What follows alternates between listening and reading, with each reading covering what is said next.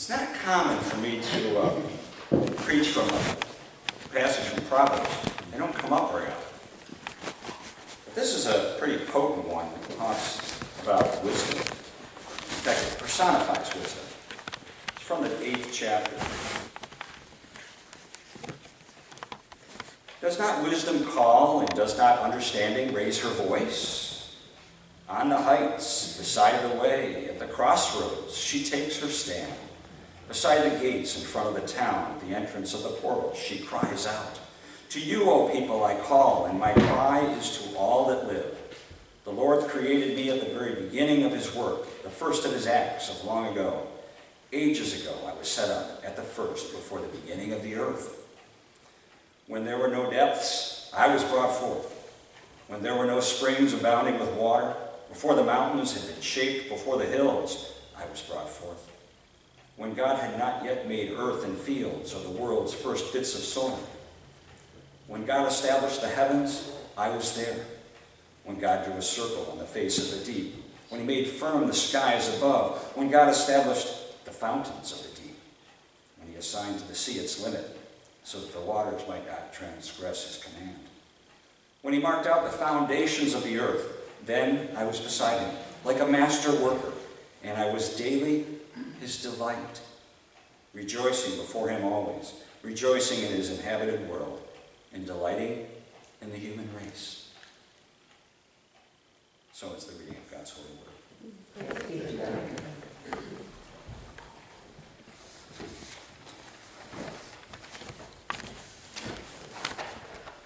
I invite us to pray.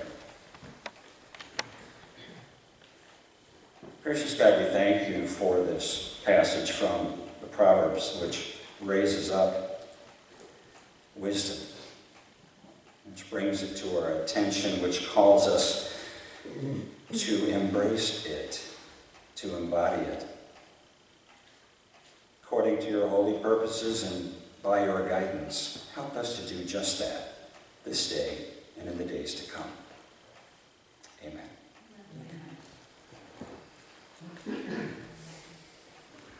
At some point, long ago, somebody got the notion that, somewhere along the line, that true wisdom can only come and can only be found at the top of a mountain. Frankly, well, it's resulted in an awful lot of people climbing over the years. And I think it's really the brainchild of the Chamber of Commerce of Nepal. They were desperate. Hey, if we can't sell luxurious beachfront resorts, let's go with our strength. Come to Nepal, get high and get wise. Sadly, and this is sad, these days too many people are going to Nepal, getting high and not coming back. I guess when it comes to wisdom, some people seek it through revelation and some through elevation. The poor folks in Florida come up short on that count, unfortunately. I don't know what the highest point in Florida is, but it can't be more than about 100 feet. But we don't cry too many tears for the Floridians because, after all, they have Disney World. But it seems that if we take seriously the words from today's passage from Proverbs, we really don't have to work that hard to find wisdom. Wisdom doesn't require airfare or hiking gear or passports. It comes to us, right in the midst of our daily existence, the very gates of our lives, calling out to us. If we listen. Frankly, sometimes I think my quest for wisdom is a bit like driving on the interstate at 70 miles an hour, straining to make 400 miles in one day so I can get to where I really want to be. Meanwhile, in my haste, I've missed a lot of wisdom. I've missed the world's biggest ball of twine, or the mushroom capital of Ohio, or the birthplace of chewing gum, or some other fascinating spot. I've passed up a lot of wisdom along the way, and trying to get there so fast.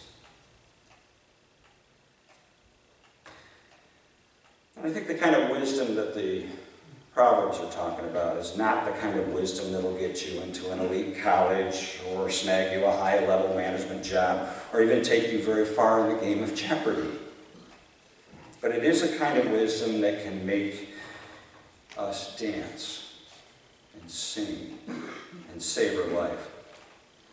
And it can make us a lot more fun, too. And too often I think of wisdom in sort of cerebral terms, something very serious, maybe even with a slightly ominous quality to it. As the words from my 5th grade teacher come back to me, "A word to the wise is sufficient." And I don't think I ever really understood what she meant by that. What I did sense from her tone of voice was a clear message: stop what you're doing. Don't do it again. And I don't think I learned so much about wisdom from her as I did self-preservation. So to hear, on the other hand, very different, to hear wisdom as the delight of God, wisdom as a playful, dancing dimension of God, is a whole new thing for me.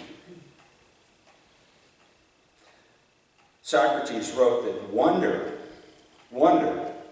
is the beginning of wisdom.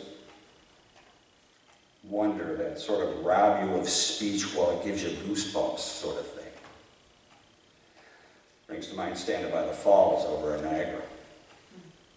It's a whole lot more about questions than it is answers. And I ask you this question, tell me honestly.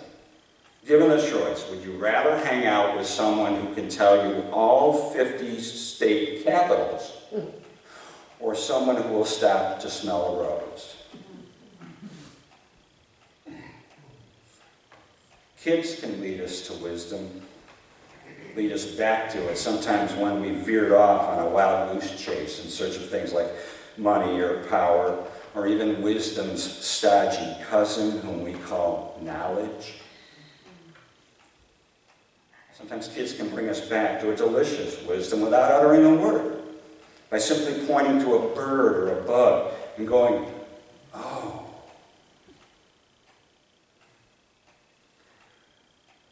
We've gotten so word-oriented.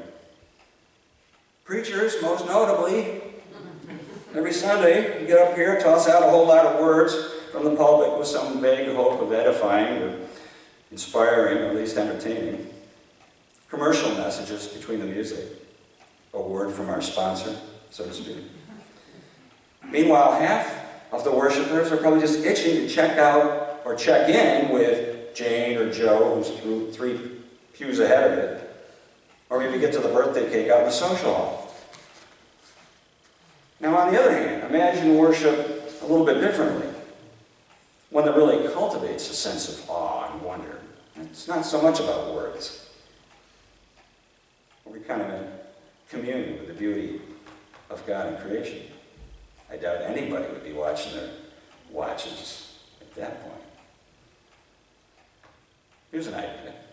If it weren't such a logistical nightmare, not to mention an orthopedic nightmare, we might do well, all of us, on a nice day, to go outside, kneel down next to those lilies, and drink in the holy beauty of God.